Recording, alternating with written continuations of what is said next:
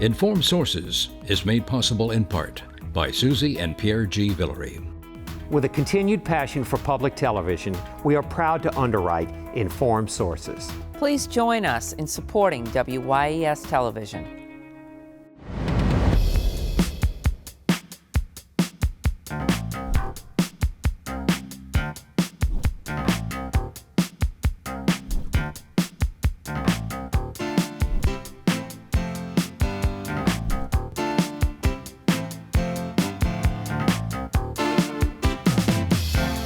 Hello, I'm Marcia Kavanaugh. Thanks so much for joining us. At a time when some activists want to make the criminal justice system more lenient, there is concern that with leniency comes more crime. An investigation this week provided some case studies. There have been 3 cases of murder-suicides in Jefferson Parish alone recently. Our Future Watch segment examines what mental health efforts can do. Some of those issues will be faced by the city's police chief, though questions remain about how and when that person will be permanently selected. Homeowners are concerned that housing prices are plummeting, and the Archdiocese is worried about the spiraling costs of its bankruptcy. That and the latest on the mayoral recall are on the agenda for tonight's Informed Sources. Errol Laborde, producer of Informed Sources. Stephanie Riegel, reporter of the Times-Picayune, the New Orleans Advocate. Don Ostrom, Channel 12's Future Watch reporter, and Mike Perlstein, investigative reporter, WWL-TV, Channel 4. And we are going to go on over to Mike first. Stick with you. And you did a piece about what's happening with bail in the criminal justice system in Orleans Parish, and some concerns that people are being released on bail when perhaps maybe there should be second thoughts about that. Right. We aired a 2-part series that we call Bailout, and it kind of looks at an element of the criminal justice system that gets overlooked a lot of times, and we keep hearing that it's a system and all of the different actors have to play their role. With crime surging and so much attention on the police department, we hear from officers about arresting the same people over and over again. So I look at some of those cases and the system that might allow for that to happen, and there appears to be a weak link in some instances with the bail side, the very front end after somebody is arrested, and we were able to document a couple of really egregious cases, but it happens frequently in which some people get arrested multiple times, they get out on a low to reasonable bail. That is not an issue. The issue pops up when they reoffend, get arrested again, come back, and get out without an increased bail or some further restrictions. And it really kind of flies in the face of the court's own system that they set up to make bail more reasonable. There was a big public debate across the country, and it hit New Orleans as well, that bail is punitive against the poor. It is. Clearly, it's not the only factor that a magistrate or a judge considers in setting bail. So nevertheless, people with a lot of money can easily make bail. People without can't and stay locked up. So if you recall, some of the reforms that were implemented were things like a risk assessment. And when somebody gets arrested and they come, the first appearance is in magistrate court for a bail setting, this risk assessment shows, do they have open cases? Do they have a criminal history? Do they have prior failures to appear in previous cases? And they get assigned a risk number. And this was done at tremendous cost. First, it was the Vera Institute right after Katrina, which it acts as a criminal justice reform operation that is national, had a very big presence in New Orleans. And they adopted, the criminal court in New Orleans adopted the Vera risk assessment, and eventually they took it over. So now it's under pretrial services of the criminal court. Where the court runs that now. And they run it, they come up with these risk assessments, but we were able to find multiple cases in which the risk number, which goes through 1 through 5, 5 being the highest risk, meaning multiple open cases or bad prior criminal history, the risk number kept getting higher, but the bail in some cases would actually get lower. And there the idea of maybe a more progressive, form of justice on the front end, everyone's innocent until proven guilty, but nevertheless can still pose a risk. And we've seen everything from aggravating, property crimes like multiple car break-ins is rampant through New Orleans, auto theft now with Kia and Hyundais being an easy target, all the way up to the, rampant carjackings. Right. And when people get arrested over and over for those same crimes, it's a red flag. And the red flag is sitting there in court, but all of the measures that the court has, the tools that they have to impose some restrictions, such as curfew, ankle monitor, drug testing, if those aren't implemented, and in the cases that I highlighted, we've seen the people get rearrested and sometimes climb the kind of ladder of criminal behavior to much more serious crimes. Mm-hmm. Perhaps one of the most shocking was John Honore. It was all in juvenile court, but I was able to pull those records. He is the main perpetrator allegedly in the Linda Fricky carjacking murder, in which she was dragged to her death, her arm severed. Horrific case, now being prosecuted as an adult.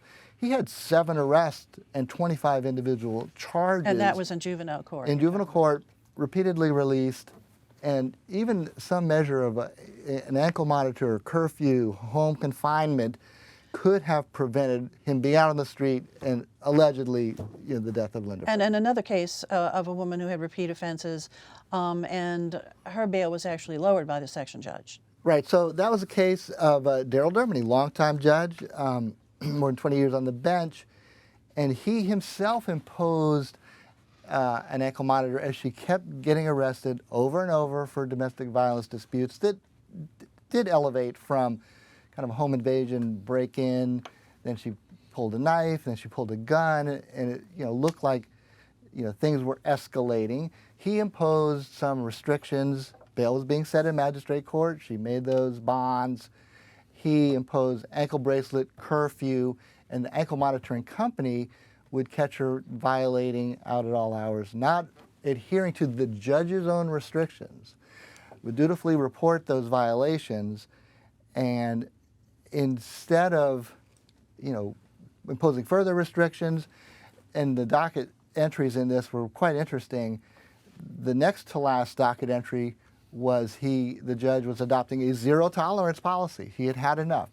Violation after violation, multiple new arrests, violating the stay-away orders that he imposed. Then the last docket entry is he's removed her from the monitoring program altogether.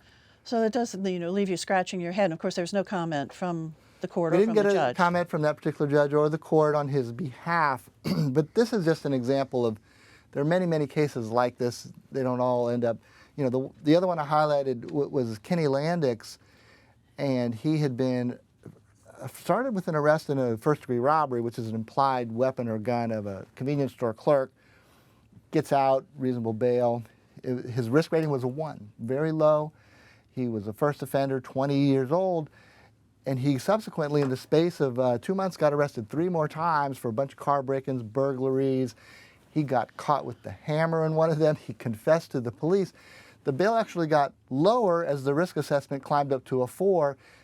Then, upon getting out without any restrictions and a lower bail, he got arrested and is accused of armed robbery.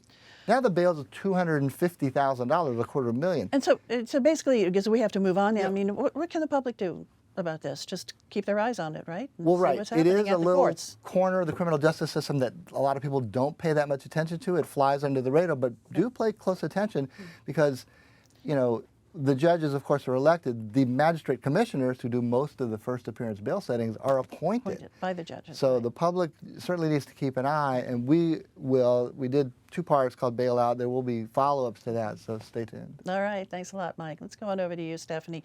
Real estate in the greater New Orleans area. We're seeing a change in the amount of homes being sold and the prices they're being sold for. 2022 definitely saw a shift from this seller's market that was extremely robust throughout the pandemic. 2020 and 2021, home prices were skyrocketing. all of a sudden in 2022, you really started to see a change. The amount of homes on the market has gone up. The month's supply of inventory has almost doubled. The number of pending sales is down in the double digits. The number of closed sales is down in the double digits. And all of this indicates that bubble, that housing bubble, has really burst. Now, if you look at the 2022 numbers, which we did breaking it down by zip code, you see that by and large, 90% of the zip code areas in the metro area saw their median home sale prices increase by a healthy 7 to 8% on average. Now, when you factor in inflation, which last year all of a sudden jumped to 7% or so, that increase isn't nearly as great in terms of creating value and wealth as it would have been 2 years earlier. But it wasn't like an alarming market. Now, since December, when the year-end numbers came out, home sale prices have really started to come down. And you hear talking to real estate agents that deals are just dying, at the contract stage or in the due diligence stage. And it's primarily because when these buyers go to try to finance the house, either the interest rates are getting them, or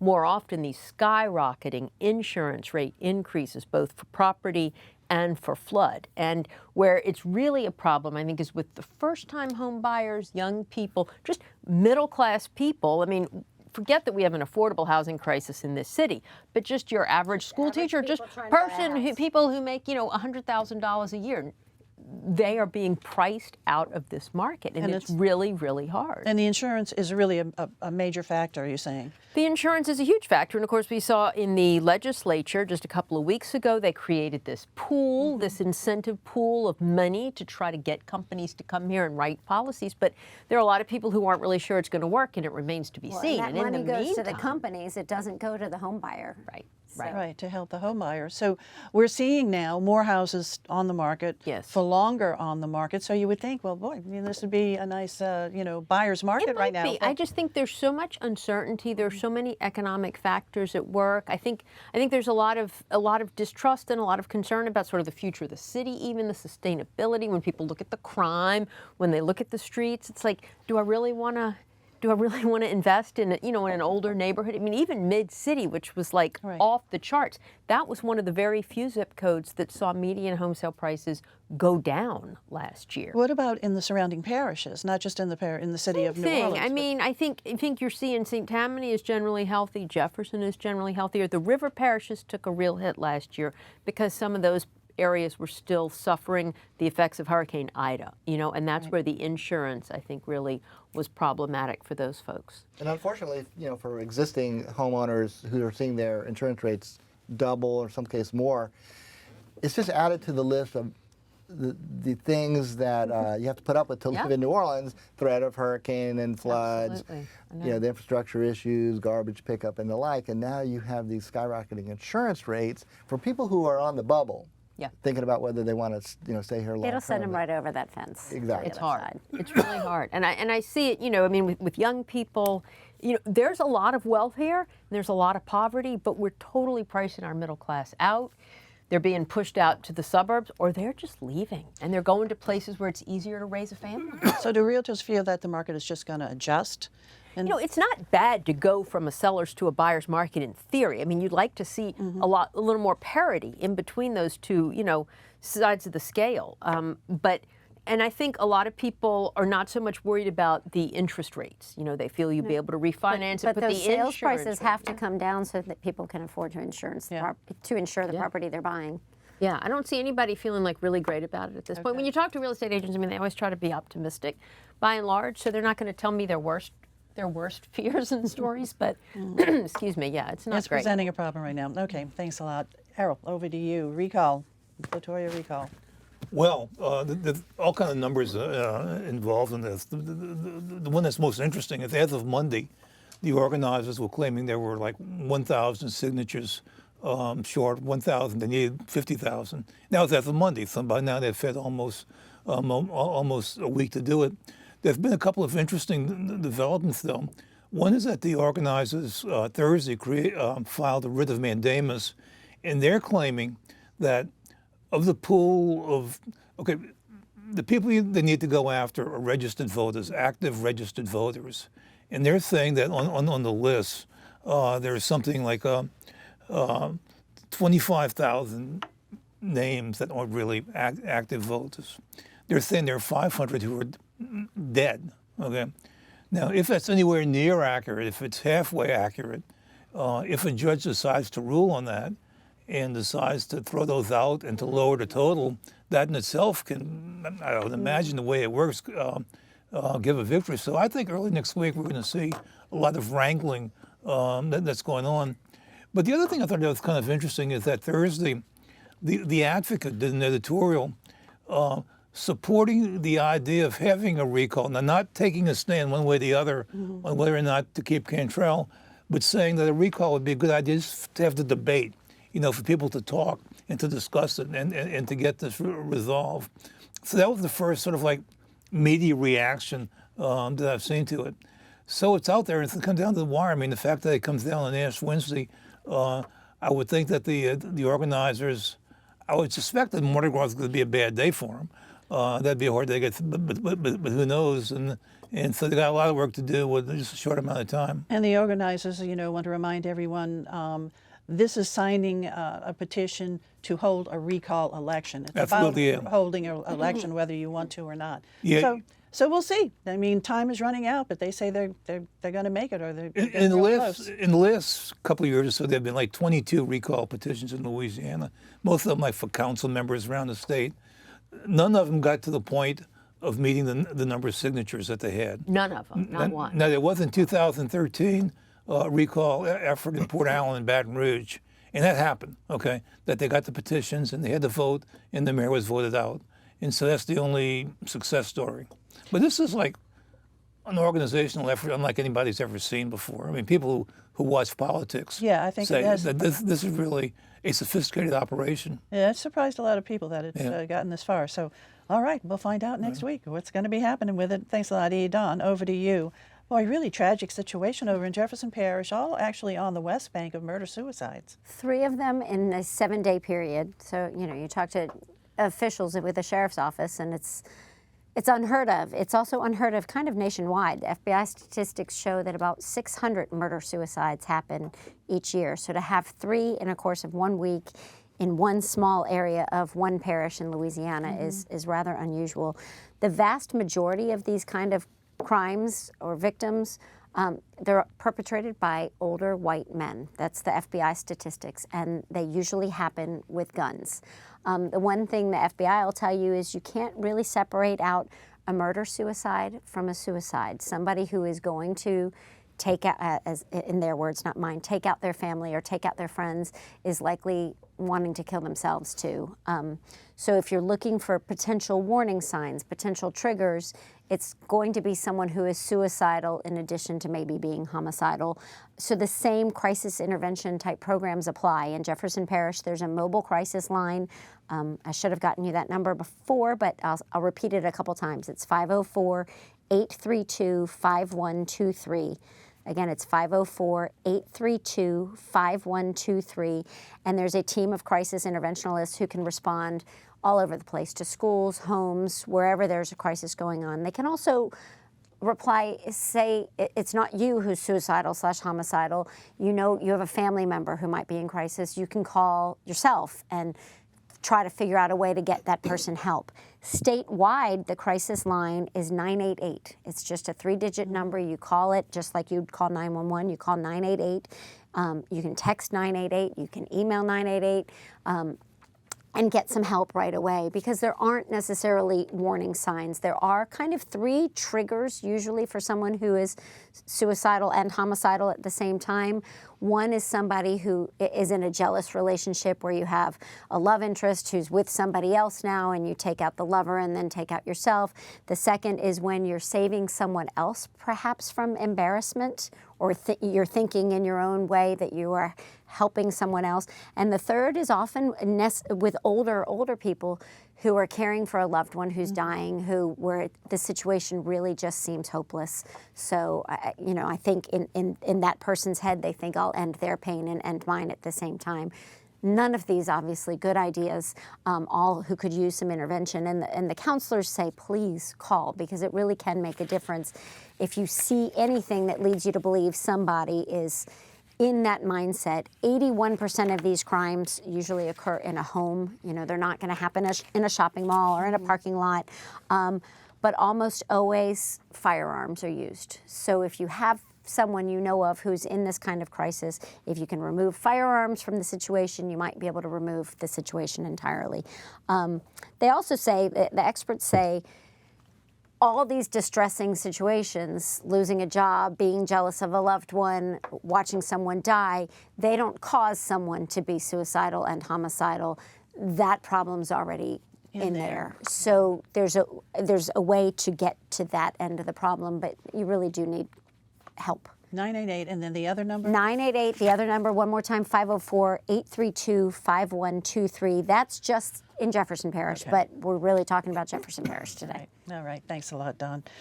All right, Stephanie, back over to you. And Archdiocese of New Orleans filed for bankruptcy. I mean, where is that standing now? Well, it's really interesting. We're coming up on 3 years of this bankruptcy filing now. It was May of 2020, you know, as the church was grappling with this mounting number of child sex abuse survivors filing lawsuits against it. And bankruptcy is a strategy that dioceses around the country are using and have used to try to protect themselves. But in this case, you know, it's dragged on for a long time, and a lot of the issue was over discovery, and honestly, the church just not being as forthcoming as the other side wanted with turning over a lot of the information.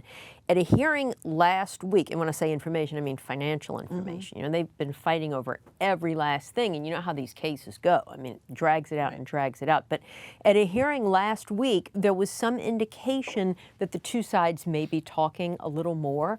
The judge said she wanted to see some movement in the case and that she hoped by this time next year they might be wrapped up or wrapping up with some sort of a settlement. And the lawyer for the diocese indicated that they were meeting, he said, even as we speak, and turning over some of the financial information that has been up till now shielded from view. Of course, we in the public really haven't seen any of it because so much of what they file is redacted or under seal. This particular hearing was interesting. It was actually over raising the rates that attorneys can charge, specifically the attorneys who represent the creditors committee, the unsecured creditors committee, that's the victims, and two high-priced national firms, one of them with a local office, one that is not. But they were asking for permission to raise their maximum hourly fee from, in one case, $700 to $800 an hour, and in the other case from $500 to $600 an hour, which is a lot by New Orleans standards. By New York or Miami or California standards, not so much. But the diocese has paid a ton of money, you know, in this case so far, and they've paid their own attorneys over $10 million, that's Jones Walker, since the case began, and altogether they've paid like $21 million in legal bills and assessors, not assessors, but appraisers. And real quick, we've seen the valuation of church property kind of go up, right? And so this is, as more information has come out, the most recent filings puts the value of the church assets at like $500 million and their real estate holdings at about $122 million. Originally, they had said $70 million. That's not including the value of 187 separate apostolates. That would be like Catholic charities or the Catholic cemeteries. Okay, and this all impacts victims it down all the line. impacts the survivors and how much they will ultimately get out of a settlement whenever that comes along. All right, Stephanie, thanks a lot. And real quick now over to you, Mike. Search for a permanent New Orleans Police Department superintendent. How's that going? Well, you know, that was announced some 3 weeks ago that the city had struck a deal with the International Association of Chiefs of Police to conduct a national search, all viewed as a good government move. But here we are 3 weeks into this and no contract has been signed. So the search has not even gotten off the ground. It does kind of raise some questions about the timetable, because the search itself was expected to take 4 months or more. And, you know, it's unclear what is bogging down the process, but, you know, there is language in hiring the IACP, a national operation base in D.C., to conduct this search. And in the meantime, the interim police chief, Michelle Woodfork, getting a bit of a head start, She, took that position by changing course from her predecessor, Sean Ferguson, by being more proactive, putting frontline patrols out there to some effect. It's a small sample size, but so far some of the most troubling crimes are down year to date from the previous year.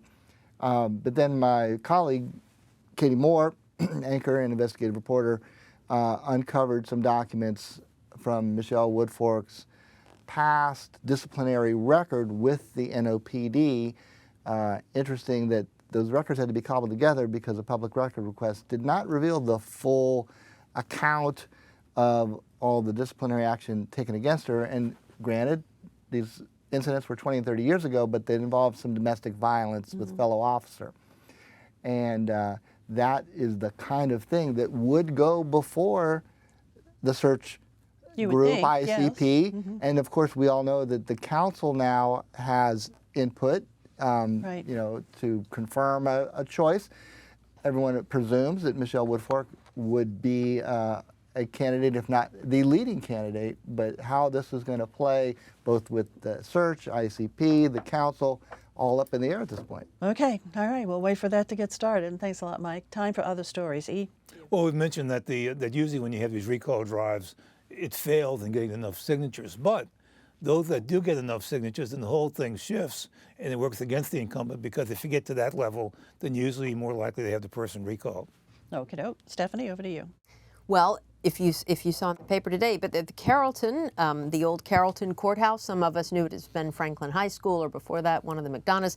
It has now been renovated into an assisted living and memory care facility with 90-something units, a nice $35 million renovation of a historic building. Very, very beautiful upscale facility, but you can't get in there for cheap. No, you rent It's not going to really solve the elderly housing crisis in the city, but if you can afford the bill, it's a very lovely place. And it's all apartment rental. All Right. apartment rental. Don, over to you. The Pelicans, thank goodness, are on a break. The All-Star break started today. They don't kick back off until next Thursday in Toronto, and hopefully they can regain the steam they had at the beginning of the season. Let us hope so, Mike. And regain Zion. Yeah. Yeah. And I think that's longer than the All-Star break, but Mike?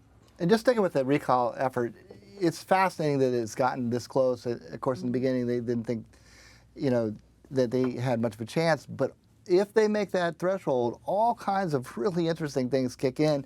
Who would be the interim mayor? Who would run in a special election? And just what would the campaign look like with Mayor Cantrell trying to keep her job, and presumably the organizers of the recall petition would shift to trying to remove her from office. So Okay, a lot well, of we'll facts. start trying to answer those questions next week, I guess, one way or the other. Thanks a lot, guys, for being here. And thank you all, too. We'll see you again next week for Informed Sources. Happy Mardi Gras and a safe one. Good evening.